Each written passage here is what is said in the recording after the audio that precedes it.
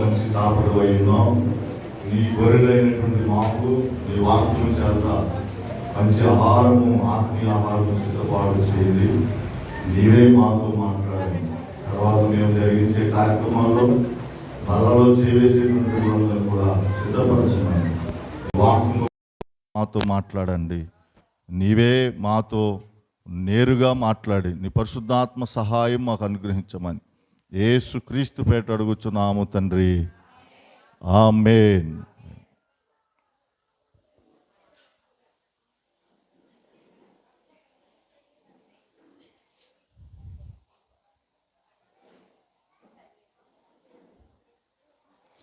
పరిశుద్ధుడు పరిశుద్ధుడు పరిశుద్ధుడు అని నిత్యము దోతలతో కలుగుతుంది. ఆ విశ్వాసము మనల్ని దేవుని దగ్గరికి చేరుతుంది, చేరవేస్తుంది. దేవునితో సహవాసం కలిగి ఉండేలాగా ఒక ఉన్నతమైన మార్గముగా విశ్వాసం పనిచేస్తుంది. కాబట్టి వినాలి, విన్నదాన్ని గ్రహించాలి, వినిన దాన్ని గ్రహించి విశ్వాసమును కొనసాగించుకోవాలి. మంచిది. దేవుని యొక్క పరిశుద్ధ గ్రంథములో నుంచి కృతజ్ఞత కలిగి ఉన్నామా? ఏం కలిగి ఉన్నామా? కృతజ్ఞత కలిగి ఉన్నామా? చాలామందిలో దేవుడు చేసినటువంటి ఉపకారాలని, దేవుడు చేసినటువంటి మేలులను, దేవుడు చేస్తున్న సహాయాన్ని మరిచి ఉంటారు.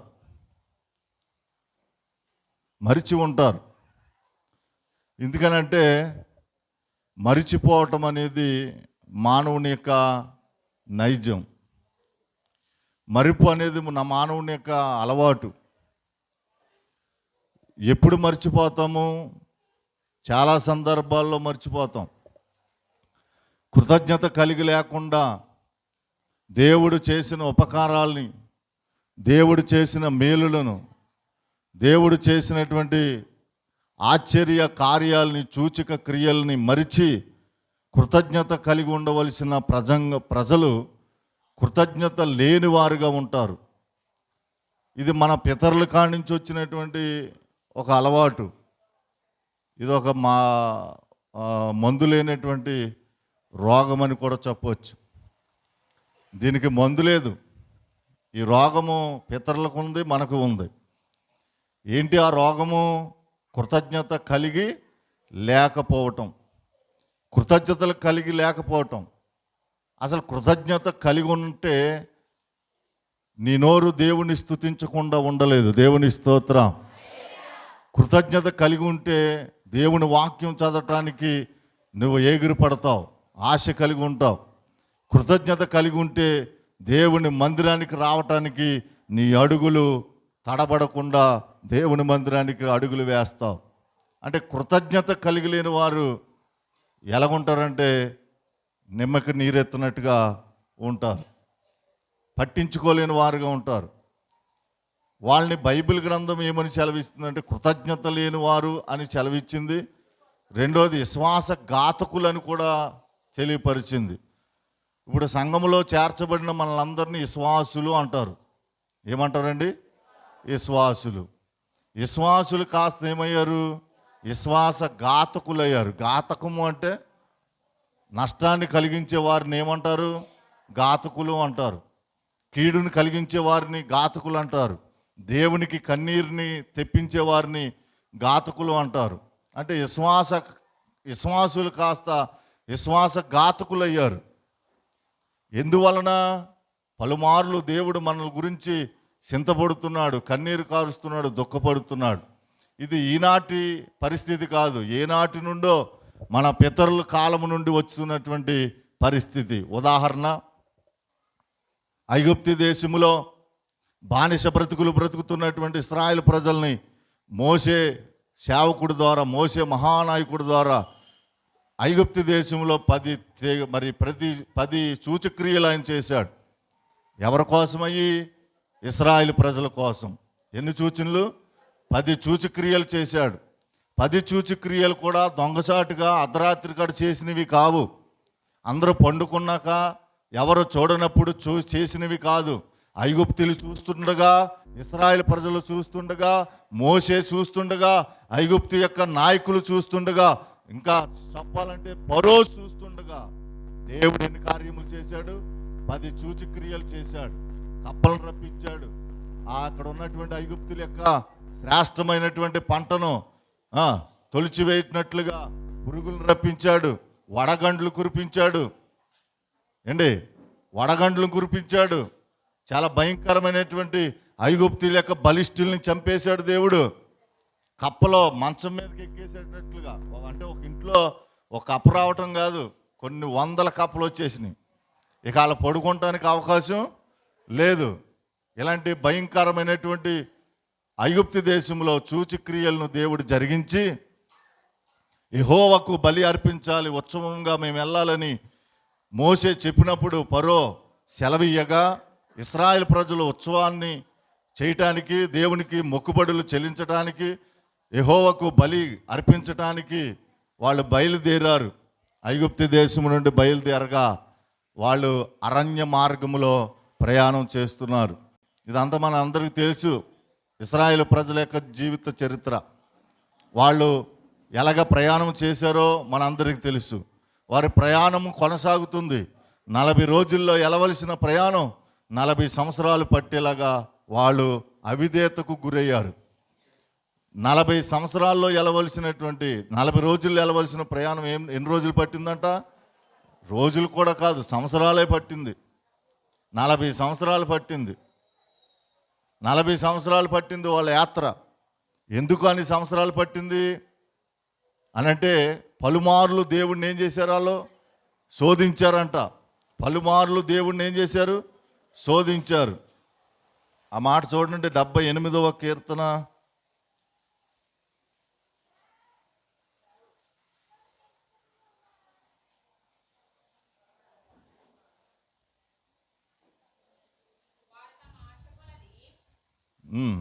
8వ వచనమా 18? ఆశ కొలిది ఆహారం అడుగుచు తమ హృదయములలో దేవుణ్ణి ఏం చేశారు? శోధించిరి. దేవుని స్తోత్రం, హల్లెలూయా. ఇక్కడ 18వ వచనంలో వారు పైన 17వ వచనం కూడా, అయినను వారు ఆయనకు విరోధముగా ఇంకను పాపము చేయుచునే వచ్చిరి, అడవిలో మహోన్నతుని మీద తిరుగుబడిరి. దేవునికి స్తోత్రం, హల్లెలూయా. ఎంతగా తిరగబడారంట?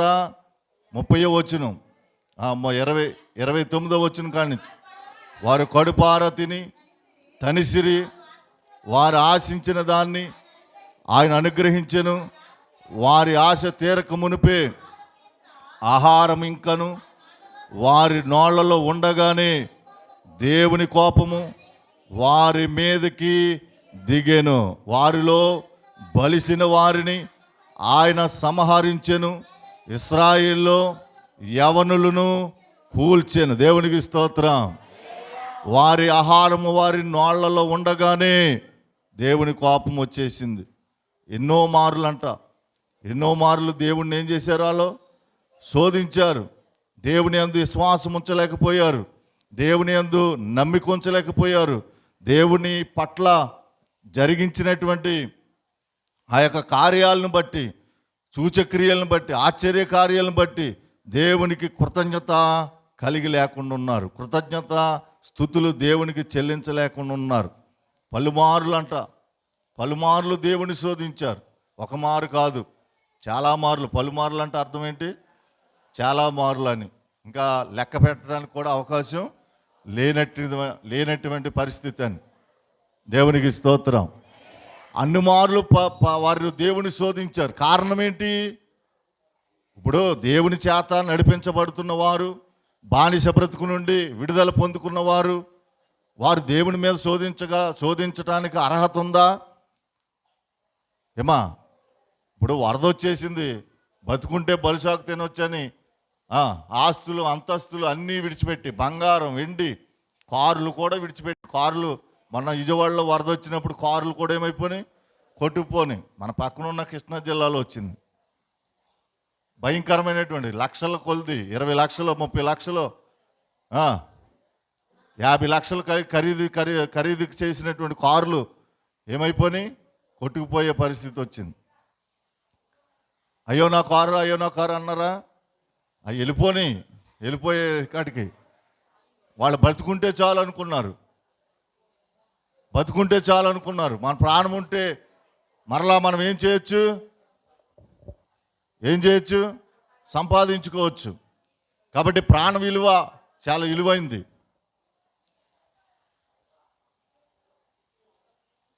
ప్రాణము చాలా విలువైంది. కాబట్టి ప్రాణము కాపాడుకోవటానికి వాళ్ళే కాదు, అలాంటి పరిస్థితి మనకు వచ్చిన మనం కూడా అదే చేస్తాం. నా టీవీ, నా బీరువా, నా బట్టలు, నా నగలు, నా వెండి అని అంటామా? ఒకవేళ మనం అలాగుంటే అన్ని అక్కడ నిలబడిపోతే పక్కోళ్ళు లాక్కెళ్ళిపోతాడు. ఒరే నడరా నాన్న అని. అయ్యో నా ఇల్లు, నా వాకులు, నా బంగారం అంటే, ఒరే నువ్వు బతుకుంటే తర్వాత సంపాదించుకోవచ్చు, చనిపోతే కొట్టుకుపోతే ఈ కాలువలో, ఈ వరదలో కొట్టుకుపోతే నువ్వేమీ చేయలేవు అని వాళ్ళు ఏం చేస్తారు? మనల్ని తొందర పెడతారు. జాయిగా చెప్పేది కాదు అది. అవసరమైతే కేకలేస్తారు, కొట్టి 4 తన్ని ఆయన లాక్కెళ్ళిపోతాకి ఇష్టపడతారు.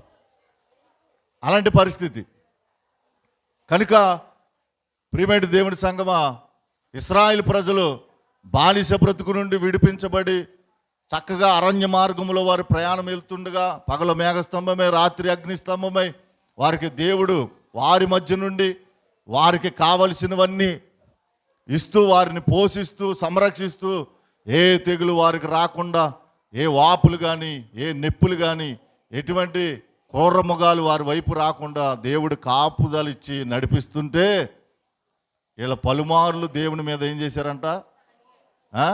దేవుణ్ణి శోధించారు. అసలు శోధించే అది అవకాశం ఉందా? వాళ్ళకి అధికారం ఉందా? యోగ్యత ఉందా? అసలు దేవుణ్ణి శోధించే అంత విశ్వాసం వాళ్ళలో ఉందా? పోని దేవుని శోధించే అర్హత కూడా లేదు. కానీ వాళ్ళు ఏం చేశారు? దేవుని శోధించడం ప్రారంభించారు. ఇలా శోధించుకుంటూ వెళ్తుండగా ఎర్ర సముద్రం ఎదురొచ్చింది. ఎర్ర సముద్రం ఎదురు రాగానే ఇంకా శోధన ఎక్కువైపోయింది. ఇప్పుడు దేవుని శోధించారు, ఇప్పుడు మోసేని కూడా ఏం చేస్తున్నారు? శోధించడం ప్రారంభించారు. అప్పుడు దాకానేమో దేవుణ్ణి మాత్రమే శోధించారు. ఇప్పుడు ఎప్పుడైతే ఎర్ర సముద్రము వాళ్ళకి ఎదురైందో, వెనక ఫరో సైన్యము తరుముకొస్తుందో, ఏం చేస్తాం మొదలెట్టారు? దేవుణ్ణి శోధించారు, అటు మోసేని కూడా శోధించారు. అప్పుడు ఇశ్రాయేలు ప్రజలందరినీ నిమ్మలపరిచి ఒక మాట సెలవిచ్చాడు ఆయన. నిర్గమకాండ 14 అధ్యాయంలో ఉంటుంది, యెహోవా నేడు మీకు కలగచేయు రక్షణను ఓరకనే నిలిచి చూడండి. దేవుని స్తోత్రం. ఎందుకు మీలో తొందర? ఎందుకు మీలో అవిశ్వాసము? దేవుడు కలగచేయు రక్షణ ఓరకనే నిలిచి చూడు. యుద్ధము దేవునిదే. దేవుని స్తోత్రం. మన పక్షమున యుద్ధమును జరిగించువాడు ఆయనే. యుద్ధ రంగంలోకి వెళ్ళి నిలబడు. నీ దగ్గర యుద్ధానికి సంబంధించిన యుద్ధోపరణలు లేకపోయినా నీతో యుద్ధము చేయించగలిగిన సత్తా కలిగిన దేవుడు, సమర్థత కలిగిన దేవుడు. దేవుని స్తోత్రం. నీ దగ్గర ఏ ఆయుధాలు లేకపోయినా యుద్ధములో గెలిచి వీరుడిగా, జయవీరుడిగా నిన్ను దేవుడు నిలబెడతాడు. కానీ అప్పుడు దాకా మనకి ఆ విశ్వాసం ఉంటుందా? ఆ కృతజ్ఞత ఉంటుందా? ఆ నమ్మకం మనకు ఉంటుందా? ఎప్పుడైతే ఎర్ర సముద్రాన్ని చూశారో, వెనుక బాగాన ఫరో సైన్యం తరుముకొస్తుందని వాళ్ళు గమనించారో, ప్రాణభయం పట్టుకుంది. ప్రాణభయం పట్టుకుని ఏమంటున్నారు? ఐగుప్తులు మాకు సమాధులు లేవని ఈ అరణ్యములో చంపేయడానికి తీసుకొచ్చావా మోసే? నువ్వెంత దుర్మార్గుడివి అన్నట్టుగా మాట్లాడుతున్నారు. అండి, ఐగుప్తులో సమాధులు లేక తీసుకొచ్చాడా దేవుడు? మోసే ఎందుకు తీసుకొస్తున్నాడు? తన నామమును గొప్ప చేయటానికి, తన ప్రభావాన్ని గుర్తు చేయటానికి, తన శక్తిని ప్రజల్లో వెల్లడిపరచడానికి ఇశ్రాయేలు ప్రజల్ని ఒక గొర్రె మందల్లాగా తీసుకొస్తున్నాడు. గొర్రెలు చూడండి, ఇప్పుడు వరిసేలు అయిపోయిన తర్వాత వస్తూ ఉంటాయి. చాలామంది ఒక 5-6 కాపర్లు కలిపి ఈ వరిసేలు కోసేశారు కాబట్టి ఆ పొలాల్లోకి తీసుకెళ్ళటానికి ఒక మందగా వస్తూ ఉంటాయి, గుంపుగా వస్తూ ఉంటాయి, చాలా చక్కగా అందంగా నడుచుకుంటూ వస్తూ ఉంటాయి. లెక్క పెట్టగల వాటిని ఏమా లెక్కెట్టలేం, 1 2 3 అనే దగ్గరికి వెళ్ళిపోతూ ఉంటాయి. లెక్క పెట్టినటువంటి సమూహం ఆ గొర్రెలు మంద వస్తూ ఉంటాయి. ఆ గొర్రెల మందలు ఎలాగైతే కాపరి నడిపించాడో దేవుడు కూడా తన ప్రజలైనటువంటి ఇశ్రాయేల్ని ఆ విధంగా నడిపించాడు. దేవుని స్తోత్రం, హల్లెలూయా. లెక్కింపశక్యము కాని గొప్ప జన సమూహంతో దేవుడు వారి మధ్యలో ఉండి వారికి ఎటువంటి లోటు లేకుండా వారు అడిగిందల్లా ఇచ్చి వారికి కావలసిన సౌకర్యములన్నీ కల్పించి వారు నడిపిస్తే కనీసము వారి యొక్క హృదయంలో కోసాను కూడా కృతజ్ఞత లేని వారుగా ఉన్నారు. కొంచెంలో కొంచెమైన కృతజ్ఞత లేని వారుగా ఉన్నారు. దేవుడు సహించాడు సహించాడు సహించాడు. ఇక కోపాన్ని ఏం చేశాడు? వెళ్ళగక్కాడు ఆయన. ఇందా మనం చదివినటువంటి కీర్తనలో. కాబట్టి ప్రియమైన దేవుని సంగమా, ఇశ్రాయేలు ప్రజలు ఉన్నట్టుగా మనం ఉండకూడదు. వాళ్ళు దేవుని మీద పలుమార్లు తిరుగుబాటు చేసి కృతజ్ఞత లేని వారుగా ఉన్నారు. అయితే మనమైతే కృతజ్ఞత కలిగిన వారుగా ఉండాలి. ఎందుకు మనం కృతజ్ఞత కలిగి ఉండాలి అనే విషయం మీద కొన్ని విషయాలు మనం నేర్చుకుందాం. చూడండి, మనం చదివినటువంటి 57వ కీర్తన 10వ వచనం. ప్రభువా, జనములలో నీకు కృతజ్ఞతాస్తుతులు నేను చెల్లించేదను, ప్రజలలో నిన్ను కీర్తించేదను. దేవుని స్తోత్రం. ఈ చాటుగా కాదు, బహిరంగంగా నువ్వు దేవునికి కృతజ్ఞతాస్తుతులు చెల్లించాలి. ఎందుకు? జనములలో నీకు కృతజ్ఞతాస్తుతులు నేను చెల్లించేదను, ప్రజల్లో నిన్ను కీర్తించేదను. ప్రజల్లో దేవుడిని కీర్తించాలి. ఆయన చేసిన ఉపకారాలని మర్చిపోకుండా, ఆయన చేసిన మేలులను మర్చిపోకుండా ప్రతి క్షణము ప్రతి నిమిషము దేవునికి ఏం చెల్లించాలి? కృతజ్ఞతాస్తుతులు చెల్లించాలి. దేవుని స్తోత్రం, హల్లెలూయా. ఎందుకండి దేవుణ్ణి కృతజ్ఞతాస్తుతులు చెల్లించాలి అని అంటే, ఒక దోమ కాటుకి కొన్ని వేల మంది చనిపోతున్నారంట. ఒక దోమ కాటుకి కొన్ని వేల మంది చనిపోతున్నారు. మన ఒంటి మీద ఎన్ని దోమలు వాళ్తున్నాయి ఏమా? ఈగల కన్నా అతిమిక్కులుగా వాళ్తున్నాయి. మరి మనం చనిపోలేదే. అదంతా ఎవరిది? మన కాళ్ళ నిండా శరీరం నిండా దోమలు ఆలిపోయినా ఒక దోమ కూడా మనకు హాని చేయకుండా దేవుడు మన ప్రాణాన్ని ఏం చేశాడు? కాపాడు. మరి దాన్ని బట్టి మనం ఏం చెల్లించాలి ఏమా? కృతజ్ఞతాస్తుతులు చెల్లించాలి. ఎక్కడ చెల్లించాలి? ప్రజల్లో చెల్లించాలి. మనం చెల్లించమా? ఆ బుద్ధి ఉందా అసలు మనకి? చెల్లిందాం అన్న మనసు ఉందా? పోనీ చెల్లిందాం అన్న ఆలోచన ఉందా? అందరూ బతికేస్తున్నారు కాబట్టి మనం కూడా బతికేసాం. మనం శ్వాసల్లో చదివితే ది గ్రేట్ అలెగ్జాండర్, గ్రీకు దేశం మరి పరిపాలకుడిగా ఉన్న మరి మగుటము లేని మహారాజుగా ఒంటి చేత్తో యుద్ధాలు చేసేవాడంట. ఒక చేత్తోనే యుద్ధం. అంత వీరాతి వీరుడు, పరాక్రమశాలి, ప్రపంచాన్ని జయించాలన్న ఒక కంకణాన్ని కట్టుకుని పరిపాలించడానికి, ప్రపంచాన్ని అంతటిని తన వశం చేసుకోవడానికి ప్రయత్నించిన ది గ్రేట్ అంటే అర్థం అది బిరుదు. అలాంటి బిరుదు పొందుకున్నటువంటి వ్యక్తిని చిన్న దోమ కుట్టి చనిపోయాడంట. ఎవరు? The great Alexander. ఏం కుట్టి చంపేసింది? దోమ కుట్టి చంపేసింది. కడప బాంబులు ఆడారా? రాయలసీమ కత్తులు వాడారా? లేకపోతే ఏమి వాడకుండా ఒక్క దోమ కుడితే ది గ్రేట్ అలెగ్జాండర్ ఏమైపోయాడు? చనిపోయాడు. దోమలతో ఎలకొలమో ఆడకండి. అది చిన్న దోమ చాలు మన ప్రాణం తీస్తానికి. ఏదో ప్లాన్ వేసారండి మా ఇంట్లో వాళ్ళు నా ప్రాణం తీస్తానికి. ఎవరో ఏం ప్లాన్ వేయకాల, ఆ దోమ వచ్చి నేను కుడితే చాలు నీ ప్రాణం అయిపోద్ది. కాబట్టి దోమలతో ఏం చేయకూడదు అంటే దోమలు చిన్న దోమ కదా అని చులకనగా చూడొద్దు. దోమలకు కాస్త కోపం వచ్చిందనుకో, చెట్టు అంత మనిషి ప్రాణాన్ని ఏం చేద్ది? తీసేద్ది అంతే.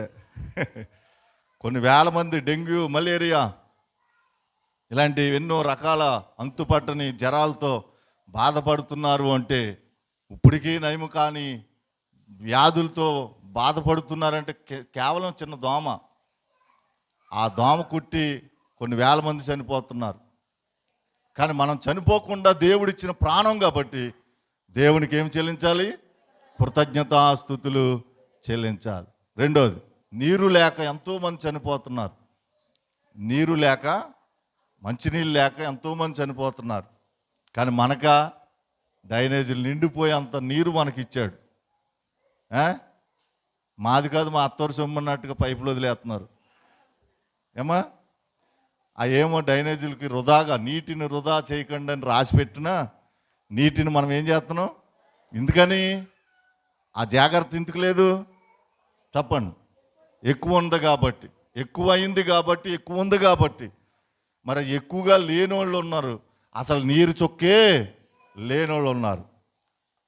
ఒక గ్లాసుడు చిన్న మన టీ తాగే కప్పుడు అన్ని నీళ్ళు దొరికితే చాలు మహాప్రభు అనుకునే వాళ్ళు ఉన్నారు. ఆ నీటి చుక్క కోసం ఆశపడే వాళ్ళు ఉన్నారు, ఎదురు చూసేవారు ఉన్నారు. ఆ మురుకు గుంటలో నీటిని కూడా తాగేయటానికి ఇష్టపడేవారు ఉన్నారు. ఇంకా మనం రోజు ఉదయాన్నే సాయంత్రం అవసరమైతే నీళ్ళు ఉన్నాయి కాబట్టి 3 పూటల స్నానం చేసేవాళ్ళు ఉంటారు. 3 పూటల స్నానం చేసేవాళ్ళు ఉంటారు. వాళ్ళు ఒక పూట స్నానం చేయటానికి కూడా నీళ్ళు లేని పరిస్థితి. మరి ఇన్ని సౌకర్యాలు దేవుడు మనకి ఇచ్చాడు. అందుని బట్టి కూడా ఏం చేయాలి? దేవునికి కృతజ్ఞతాస్తుతులు చెల్లించాలి. 3, మనకు కావలసినంత ఆహారం దేవుడు ఇచ్చాడు. మనకి పండినటువంటి పంట ఎక్కడ కూడా పండదు. మనకు కలిగిన ఆహారం ఎవరికి కూడా ఉండదు. కొంతమంది ఆకలి దప్పిలతో చనిపోయే వాళ్ళు ఉన్నారు. కానీ దేవుడు మనకి కావలసిన కడుపు నిండా దేవుడు సమృద్ధి అయిన ఆహారం, మంచి ఆహారం దేవుడు మనకు కలగజేశాడు. అందుని బట్టి కూడా దేవునికి ఏం చెల్లించాలి? కృతజ్ఞతాస్తుతులు. ఇలా చెప్పుకుంటూ పోతే నువ్వు బతికి బట్టగడ్డా, ఊపిరి పీల్చుకున్నావంటే ప్రతి విషయంలో కూడా దేవునికి ఏం చెల్లించాలి? కృతజ్ఞతాస్తుతులు చెల్లించాలి. అందుకని 139వ కీర్తన 14వ వచనాన్ని చదువుదాం. నీవు నన్ను కలగజేసిన విధము చూడగా, ఏంటండి? భయమును ఆశ్చర్యము నాకు పుట్టుచున్నవి. అందుని బట్టి నేను నీకు కృతజ్ఞతాస్తుతులు చెల్లించుచున్నాను. దేవునికి స్తోత్రం. హల్లెలూయా.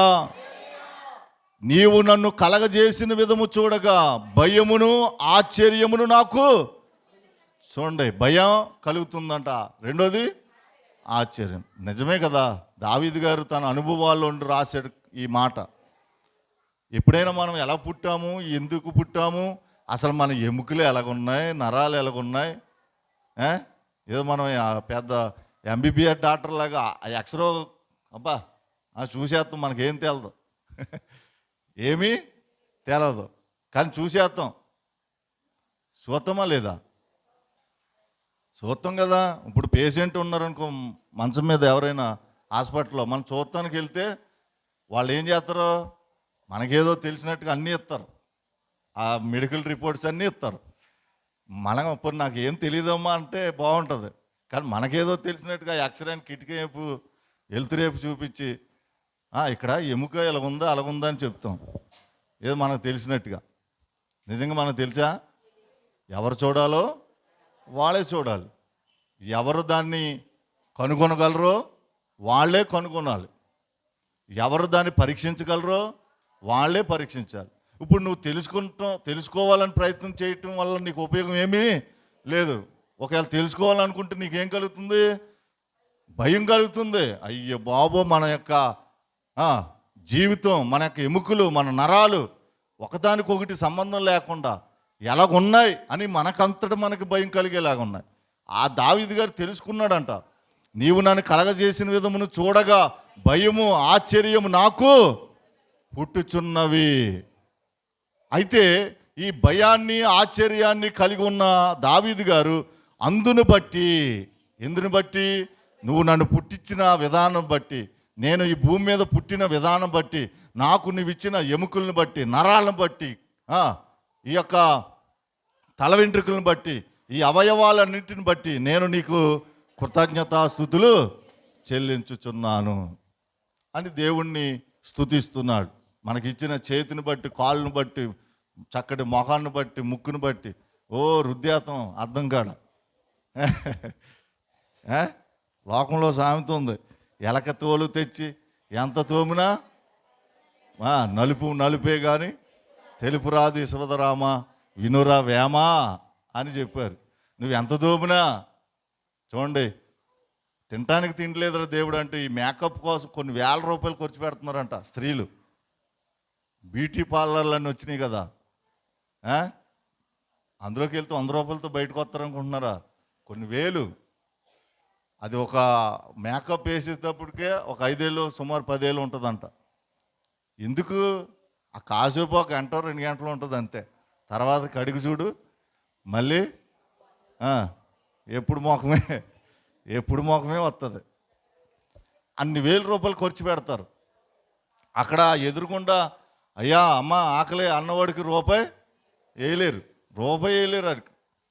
ఆ భిక్షగాడికి భిక్షమెత్తుకునేవాడికి రూపాయి కూడా సాయం చేయని వాళ్ళు మేకప్ కోసం కొన్ని గంటల్లో దానికోసం వెచ్చిస్తున్నారు. లేనిపోని అన్నీ రాస్తున్నారు. కొంతమందికి పేలూరు అవుతుంది కూడా, కొంతమందికి ఏమవుతున్నాయి? పేలూరు అవుతున్నాయి. ఆ మధ్యన వచ్చింది వార్త, ఇలాగ మేకప్ అంటే చేయించుకునే వాళ్ళకి క్యాన్సర్ కూడా వచ్చే అవకాశాలు ఉన్నాయంట. ఈ రాసే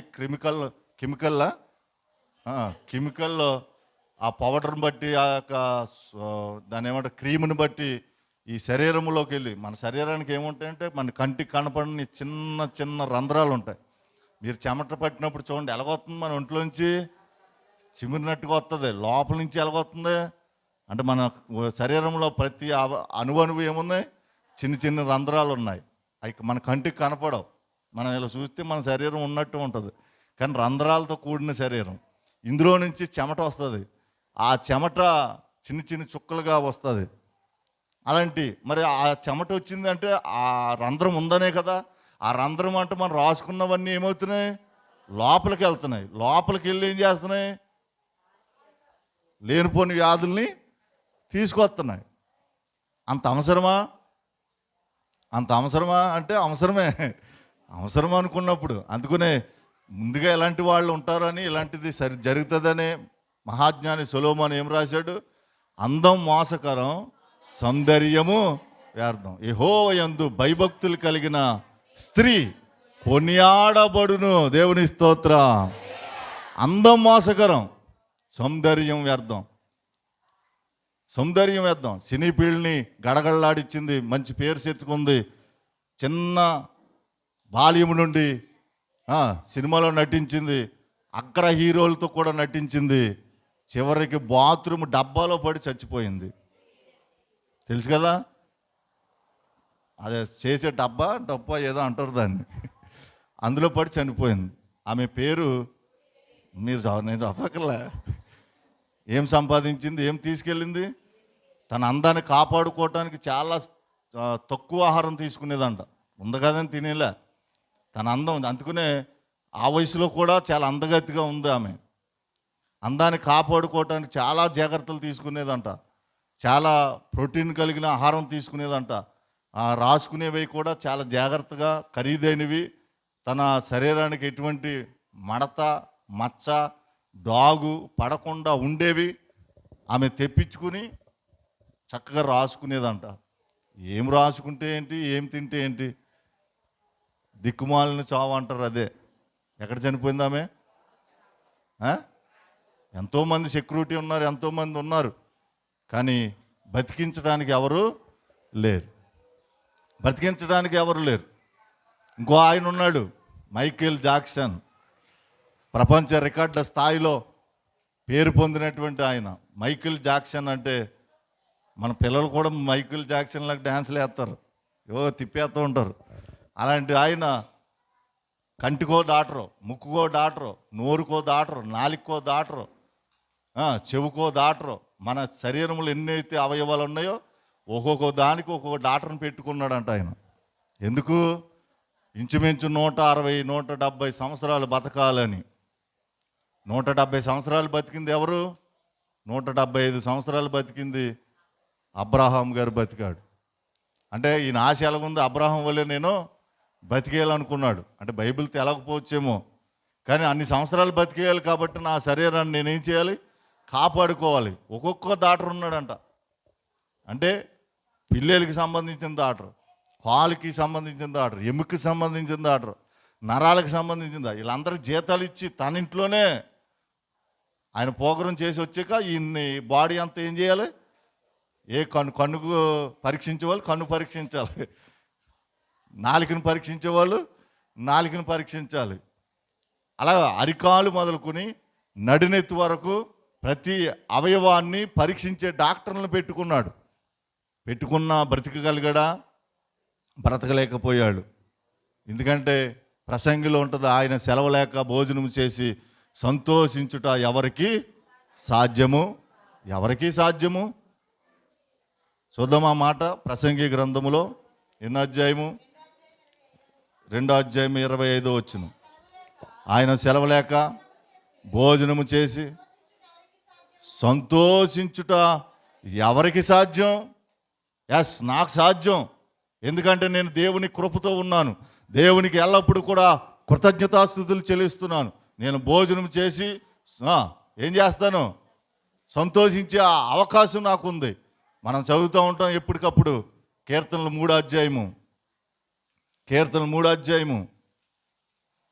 ఎన్నో వచ్చిన కావున నేను పండుకుని నిద్రపోయి మేలుకొందును. చూడండి, కావున యెహోవా నాకు ఆధారము. ఆ మాట చదివి వదిలేశారే. యెహోవా నాకు ఆధారము, కావున నేను పండుకుని నిద్రపోయి మేలుకొందును. దేవుని స్తోత్రం. నిద్రపోయి మేలుకుంటున్నాం అంటే ఆయన కృప. అందుని బట్టి కూడా దేవుడిని ఏం చేయాలి?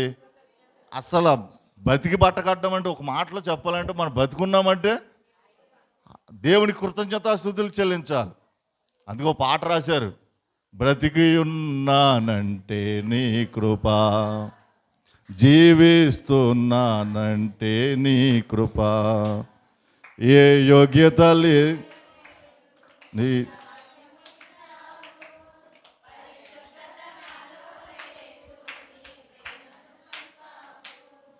ఏ యోగ్యత నాలో లేదు,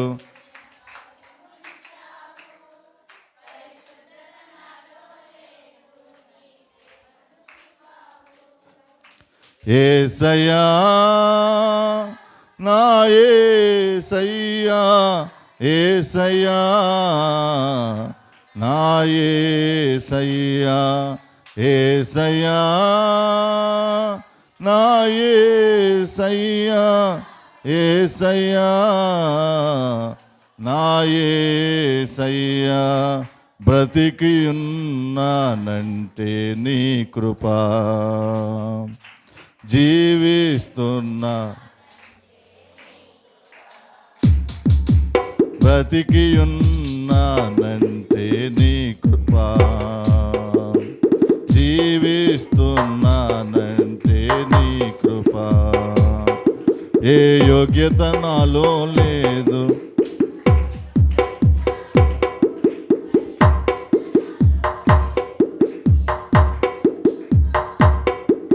ఏ యోగ్యత నాలో లేదు,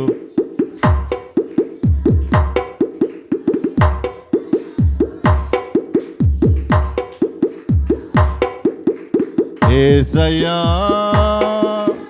నా ఏసయ్యా, ఏసయ్యా నా ఏసయ్యా, ఏసయ్యా నా ఏసయ్యా, ఏసయ్యా నా ఏసయ్యా. దేవుని స్తోత్రం. హల్లెలూయా. రెండవ దినవృత్తాంతములు 8వ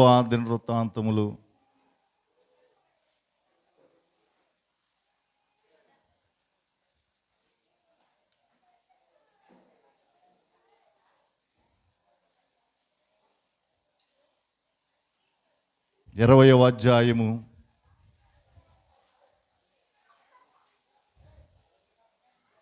26వ వచనాన్ని చదువుకుందాం. 4వ దినమున వారు బకార లోయలో కూడిరి. అక్కడ వారు యెహోవాకు కృతజ్ఞతాస్తుతులు చెల్లించినందున నేటి వరకును ఆ చోటికి బెరాకా లోయ అని పేరు. బెరాకా అనగా అర్థం స్తుతి, ఆశీర్వాదపు లోయ. స్తుతి మొదట స్తుతి కలిగినటువంటి లోయ బెరాకా. ఈ బెరాకా లోయలో ఇశ్రాయేలు యోధా వారు ఏం చేశారంటే దేవునికి కృతజ్ఞతాస్తుతులు చెల్లించారు. ఏం చెల్లించారండి? ఎన్నో రోజున? 4వ రోజున. అంటే 3 రోజులుగా ఈ యోధా ప్రజలకి నిద్ర లేదు. యోధా ప్రజల్ని పరిపాలిస్తున్నటువంటి యెహోషాపాతు తన మీదకి, తన సైన్యం మీదకి, తన ప్రజల మీదకి దండెత్తి వచ్చినటువంటి అమోనీలు, మోయాబీలు, షేరు మాన్యము వారి మీదకి దండెత్తి వచ్చినప్పుడు వారందరూ కూడా ఏక మనసు కలిగి, యోధా వారందరూ కూడా ఏక మనసు కలిగి దేవుని ఎదుట ప్రార్థన చేయటం ప్రారంభించారు. యెహోషువ కూడా దేవుని బ్రతిమలాడుకుంటున్నాడు. వచ్చినటువంటి సైన్యం, ఎందుకంటే ఒక సైన్యం కాదు, ఎవరెవరు వచ్చారు? 23వ వచనం.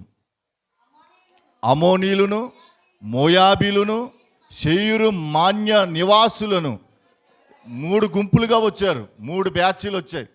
1 అమోనీలు, 2 మోయాబీలు, 3 షేరు మన్య నివాసులు. వీళ్ళందరూ ఎక్కడికి వచ్చారు?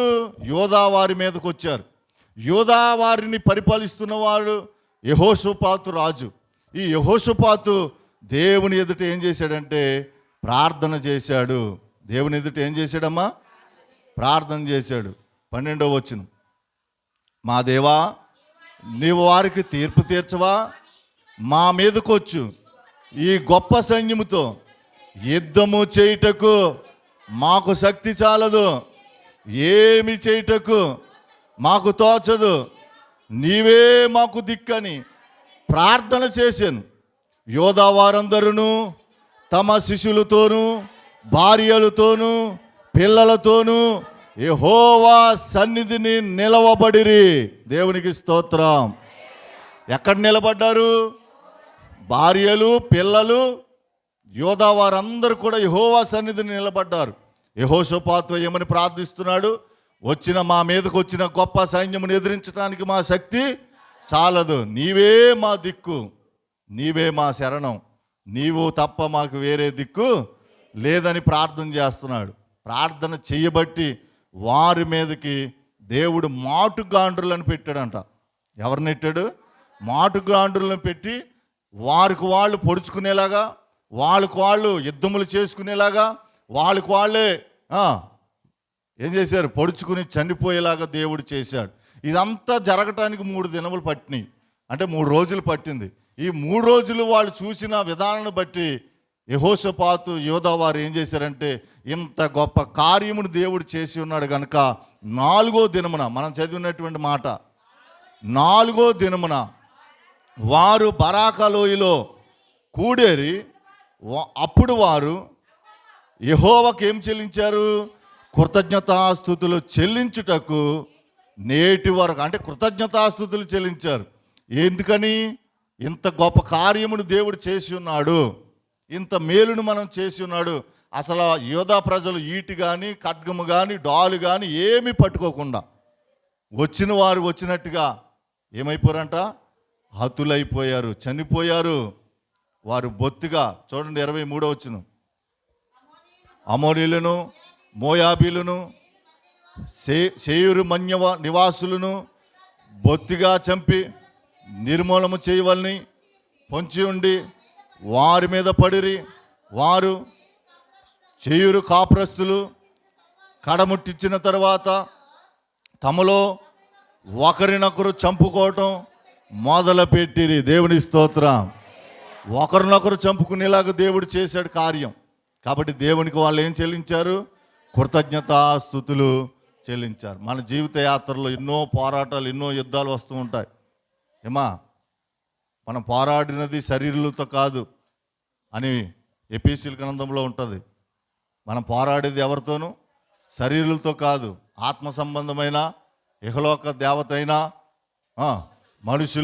మనుషులందరికీ గుడ్డితనాన్ని కలగజేసి తన వైపు వశపరుచుకునేటువంటి అపవాది యొక్క తంత్రములతోనూ అపవాది యొక్క సైన్యముతో మనం ఏం చేస్తున్నామంట? పోరాడుతున్నాం. ఈ పోరాటానికి ఖడ్గాలు కాదు, యుద్ధమునికి కావలసిన కత్తి కడవలో గుణపాలు కాదు. ఏం కావాలి? వాక్యం అనే ఖడ్గం కావాలి. వాక్యమే ఖడ్గం, రెండంచుల ఖడ్గం. హెబ్రీ రాసిన పత్రికలో ఉంటుంది. ఆయన వాక్యం ఏంటి? రెండంచులు గల ఖడ్గం. ఈ ఖడ్గాన్ని పట్టుకుని మనం ఏం చేయాలి? అపవాది మీద వాని యొక్క సైన్యముతో మనం ఏం చేయాలి? యుద్ధం చేయాలి. అలా యుద్ధం చేయటానికి మనకు శక్తి చాలదో, మన విశ్వాసం సరిపోదు, మన భక్తి కూడా సరిపోదు. మరి ఎవరి తోడు కావాలి? ఎవరి కృప కావాలి? ఎవరి సహాయం కావాలి? యెహోషాపాతు తెలుసుకున్నట్లుగా మనం కూడా తెలుసుకుని ఆయన సహాయాన్ని కోరుకుంటూ వస్తున్న శత్రు సైన్యాన్ని ఎదుర్కొంటూ మనము పోరాటంలో మంచి పోరాటాన్ని పోరాడిన విజయవీరులుగా మనం నిలవాలి అంటే మనం యుద్ధానికి వెళ్ళే ముందు దేవుని సహాయాన్ని కోరుకోవాలి. దేవుని స్తోత్రం. సరే, యుద్ధం గెలిపించాడు దేవుడు. గెలిపించిన తర్వాత నువ్వేం చెల్లించాలి? కృతజ్ఞతాస్తుతులు చెల్లించాలి. ఎక్కడ చెల్లించాలి? 105వ కీర్తన మొదటి వచనం. 105వ కీర్తన మొదటి వచనం. యెహోవాకు కృతజ్ఞతాస్తుతులు చెల్లించుడి, ఆయన నామమును ప్రకటన చేయుడి, జనములలో ఆయన కార్యములను తెలియచేయుడి, ఆయనను గూర్చి పాడుడి, ఆయనను కీర్తించుడి. ఆయన ఆశ్చర్య కార్యములన్నిటిని గూర్చి సంభాషణ చేయలే. నీ పిల్లలతో సంభాషించాలి. నీ పిల్లలతో సంభాషించాలి. సంభాషణ అంటే అర్థం మాట్లాడుకోవాలి. ఇగో దేవుడు ఎలాంటి వాడు తెలుసా? మేము ఒకప్పుడు చాలా పేదరికంలో ఉన్నాం, తినడానికి కూడా తిండి లేని పరిస్థితిలో ఉన్నాం, కట్టుకోవడానికి వస్త్రాలు కూడా లేని పరిస్థితిలో ఉన్నాం. ఇప్పుడు చూస్తున్న ఈ బిల్డింగు, ఇప్పుడు చూస్తున్న ఈ ఫ్రిడ్జ్, ఇప్పుడు చూస్తున్న టీవీ, ఇప్పుడు చూస్తున్న ఈ వసతులన్నీ కూడా దేవుడు మనకి ఇచ్చినవి అని నీ పిల్లలకి ఎప్పుడైనా చెప్పావా? ఇచ్చిన దాన్ని బట్టి దేవునికి ఏం చెల్లించాలి? మనం కృతజ్ఞతాస్తుతులు చెల్లించాలని ఎప్పుడైనా చెప్పామా? అలా చెప్పం. ఇవన్నీ ఎవరు కష్టపడి కొన్నారు అనుకుంటున్నాం? మీ బాబేమో తాగేసి తిరిగేస్తే పిల్లలతో చెప్పేది ఇదే. మీ బాబేమో తాగేసి తిరిగేస్తే నేనే కష్టపడి చెమటూర్చి అన్నిటినీ సంపాదించానని చెప్తున్నావు. నిజమనుకుంటున్నారు వాళ్ళు. నిజమనుకుని మా అమ్మే మంచిది, మా నాన్నకు చెడ్డోడని ఆ రోజు నుంచి అతని మీద పిల్లలు ఏం చేస్తున్నారు? చెడ్డ అభిప్రాయాన్ని కలిగి ఉంటున్నారు. ఈ నూరు పోసింది ఎవరు? తల్లే కదా. ఒక బిడ్డ చెడిపోవాలన్నా తల్లే, బాగుపడాలన్నా తల్లే. తండ్రి పాత్ర ఎంతో ఉండదు. అంటే 100%లో ఒక 20%, 30% తండ్రి పాత్ర ఉంటే 70% ఎవరిది? తల్లి పాత్రే. తల్లి పాత్రే. ఎందుకంటే తల్లి చెప్పే బోధ కుమారుడు ఆలకిస్తాడు. మనందరికీ తెలిసి ఒక కథ ఉండేది ఈ వరకు. ఆ టీవీ షోతాకి వెళ్తే ఆవిడ జాకెట్ ఉక్కిసి కుట్టుకుంటా సూది వదిలేసిందంట అక్కడ. ఈ టీవీ చూస్తా సూది అట్టుకొచ్చేసాడు ఇంటికి. నా తండ్రి నా బంగారమైన ముద్దెట్టుకుందంట.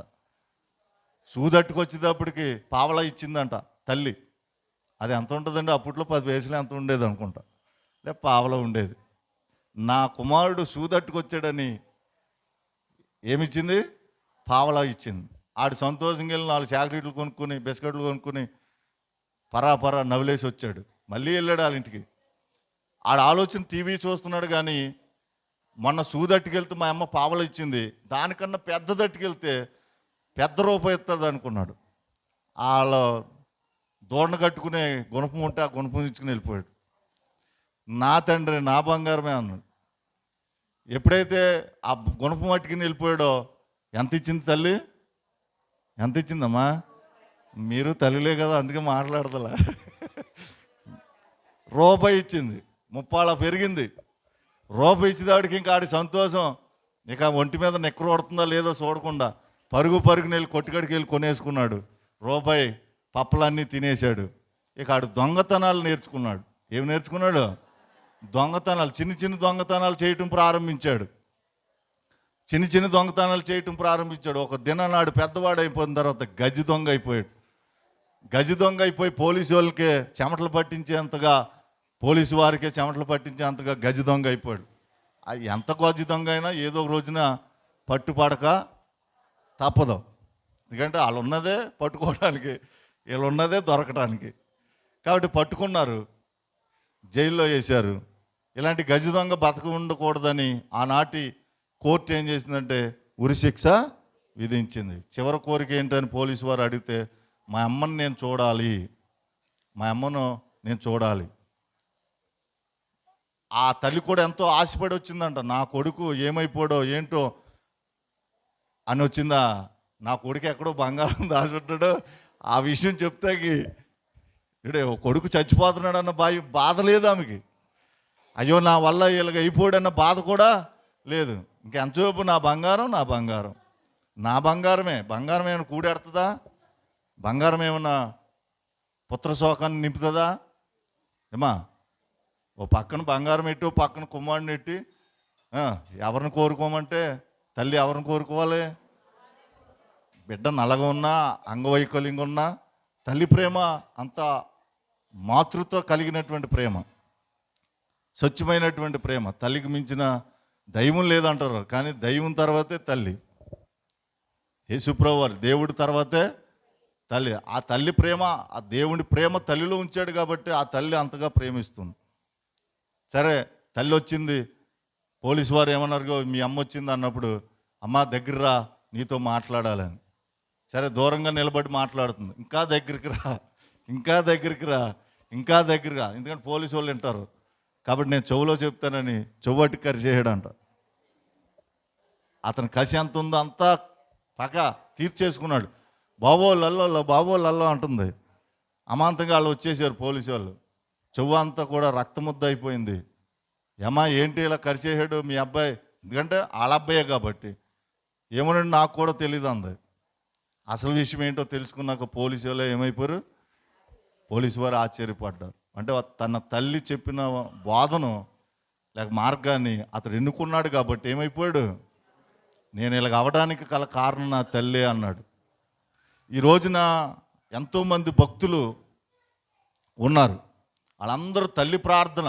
ఒక ఆయన అంటాడు, ఆయన పేరు నాకు జ్ఞాపకం లేదు, కానీ తన తల్లి కార్చిన కన్నీటిలో కొట్టుకుని యేసుప్రభు పాదాల దగ్గరకు వచ్చేసాడు అంట ఆయన. అంటే ఆ కుమారుడు కోసం తన తల్లి ఏం చేసింది? నా కుమారుడిని మార్చు ప్రభువా, నా కుమారుడిని సేవకుడిగా నీ ఏర్పరచుకో ప్రభువా, నీ దాసుడిగా ఏర్పరచుకో ప్రభువా అని ఆమె ఏం చేస్తుంది? రోజు కన్నీరు కారుతుందంట కుమారుడు కోసం. ఆ కన్నీరులో కొట్టుకొచ్చేసాడు ఈయన. ఎక్కడికి? యేసు పాదాల దగ్గరికి. దేవుని స్తోత్రం. నేను ఈ రోజున సేవకుడిని అయ్యానంటే, ఈ రోజున ప్రపంచ దేశాలు తిరుగుతున్నానంటే నా తల్లి కార్చిన కన్నీరే నేను ఈ రోజున ఇంత గొప్ప సేవకుడిగా అయ్యానని ఆయన చెప్పగలిగిన సాక్ష్యం అది. అంటే తల్లి యొక్క ప్రార్థన అంత గొప్పగా ఉంటుంది, బిడ్డల సంరక్షణగా ఉంటుంది.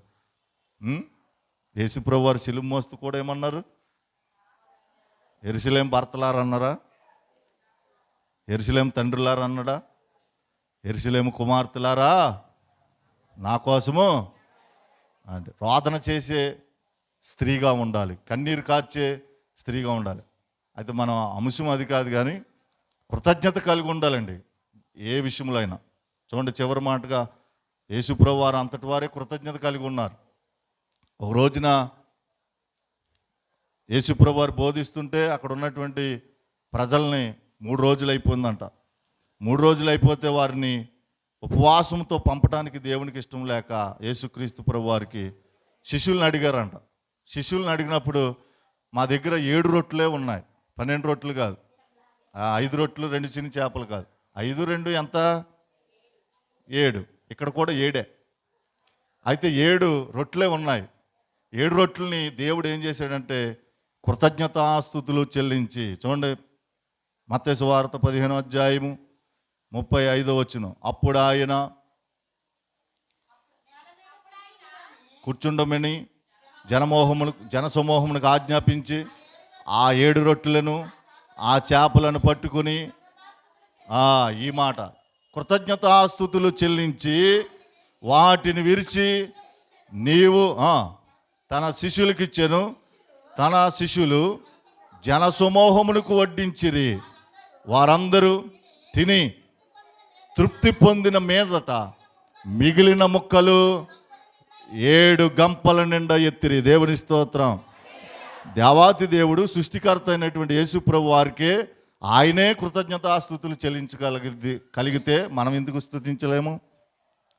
మన ఆహారం దేవుడు దీవించాలి, మనం తినగా ఇంకా మిగలాలి, మన పిల్లలు ఒలివ మొక్కల వలె భోజన బాల చుట్టూ ఉండాలి, మనము ఆర్థిక పరిస్థితులన్నీ కూడా మెరుగుపరచబడాలి, మనకున్న అప్పులన్నీ కూడా తీర్చబడాలి. ఇవన్నీ జరగాలంటే ఏం చేయాలి? నయం ఉడికేది వేసేసుకున్నట్టుగా వీళ్ళ కంగారు, వాళ్ళు ఎవరో ఎత్తుకుపోతారు అన్నట్టుగా వీళ్ళ కంచం పెట్టుకుంటమే ఆలస్యమండి. ప్రార్థన లేదు, దేవుని స్తుతించడం లేదు. వీళ్ళ అన్నం ఎవరో పట్టుకుపోయినట్టుగా, వీళ్ళ పేట ఏదో పట్టుకుపోయినట్టుగా కంగారుగా తినేస్తూ ఉంటారు. కొంతమంది నవలరు, కొంతమంది అన్నాన్ని నవలరు, మింగేతం వల్ల గ్యాస్ట్రిక్ ట్రబుల్ వస్తుంది. అన్నాన్ని మెత్తగా నవలాలి. పిండి మిషన్ ఆ యొక్క పిండి మీద మిషన్ ఎలాగైతే ఆడుతుందో అలాగ మెత్తగా నవలాలి. కానీ నవలం. పళ్ళు లేని వాళ్ళు మింగారంటే దానికి ఒక అర్థం ఉంది. పళ్ళు ఉండి కూడా 36 పళ్ళు, 36 38 36 ఈ 36 పళ్ళు ఉండి కూడా నవలలేకపోయిన పరిస్థితి. మింగేస్తారు అంతే ఆడవిడిగా. అలా చేయొద్దు. ఆహారం కొరకు కూడా దేవుణ్ణి కృతజ్ఞతాస్తుతులు చెల్లించాలి. నువ్వు తాగే నీరు గురించి కూడా కృతజ్ఞతాస్తుతులు చెల్లించాలి. చివరగా దశలోనికి రాసిన పత్రిక 5వ అధ్యాయము 15-16 కలిపి ఉంటాయి. మొదటి దశలోనిక 5వ అధ్యాయము 5 మొదటి దశలోనిక 5వ అధ్యాయము 15వ వచనం. ఎడతెగ కన్నా కాడి చదవమ్మా. నేను చెప్పింది తప్ప కాదా? అవునా? 15 అన్నది. మరి మీరు ఏదో చదివేస్తున్నారు. ఎడతెగక ప్రార్థన చేయుడి, ప్రతి విషయమునందు కృతజ్ఞతాస్తుతులు చెల్లించుడి, ఇలాగు చేయుట యేసుక్రీస్తు నందు మీ విషయములో దేవుని చిత్తము. చప్పలు కొట్టి దేవుని మహిమపరచండి. హల్లెలూయా. ఎవరి చిత్తం ఇది? దేవుని చిత్తం. దేవుని చిత్తాన్ని ఏం చేయాలి? మనం ఏం చేయాలి? దేవుని చిత్తాన్ని నెరవేర్చాలి, పాటించాలి, అనుసరించాలి. ఇక్కడి నుంచి అయినా దేవునికి ఏం చెల్లించాలి? కృతజ్ఞతాస్తుతులు చెల్లించాలి. ఏ విషయంలోనూ? ప్రతి విషయంలోను. నీకు దేవుడిచ్చిన దాని విషయంలోను. ఒకవేళ ఏమీ ఇవ్వలేదా? నీకు ఊపిరినిచ్చాడు అంతే. ఉదయకాలాన్ని సూర్యుని చూసే అదృష్టం, భాగ్యం ఇచ్చాడు. అందుని బట్టి దేవునికి ఏం చెల్లించాలి? కృతజ్ఞతాస్తుతులు చెల్లించాలి. ప్రతి విషయంలో దేవునికి కృతజ్ఞతాపూర్వకంగా స్తుతులు చెల్లిస్తూ మన జీవిత యాత్రని కొనసాగించుకుందాం. దేవుడి మాటలు మన దేవుడు ఫలింప చేయనుగాక. చిన్న ప్రార్థన. ప్రేమ స్వరూపి నీ కొందనాలు. ఇప్పుడు వరకు విన్న మాటలు నీ వాక్యముఖముగా మాతో నువ్వు మాట్లాడు దేవా. మాకంటే గనులు, బలవంతులు, ఐశ్వర్యవంతులు, పేరు ప్రఖ్యాతులు గాంచిన వారు నాయనా, వారు ఈ ఉదయకాలాన్ని చూడలేకపోవచ్చు. కానీ మాకైతే ఏ యోగ్యత లేకపోయినా, ఏ అర్హత లేకపోయినా నీవిచ్చిన కృపను బట్టి నీ సన్నిధిలో కూడుకుని నేను గణపరుచుకునే భాగ్యం ఇచ్చావు ప్రభువా. అందుని బట్టి నీకు వందనాలు. ఇప్పుడు వరకు ఎన్న మాటల వరదేలో నాయన ముద్రింప చేయండి, నీరు కట్టి పల్లింప చేయండి నాయన. ఈ లైవ్ ద్వారా వింటున్న వారందరినీ దీవించండి. ఈ యొక్క ఎమ్మానుయేలు ప్రార్థన మందిర పరిచర్యకు ప్రార్థిస్తున్న వారిని, సహకరిస్తున్న వారిని, ప్రోత్సహిస్తున్న వారందరినీ కూడా దీవించి ఆశీర్వదించమని నజడైన యేసుక్రీస్తు నామములో అడిపెట్టుకున్నాం పరమ తండ్రి. ఆమేన్. బలను తీసుకునే వాళ్ళందరూ కూడా మోకాళ్ళు వేయాలి.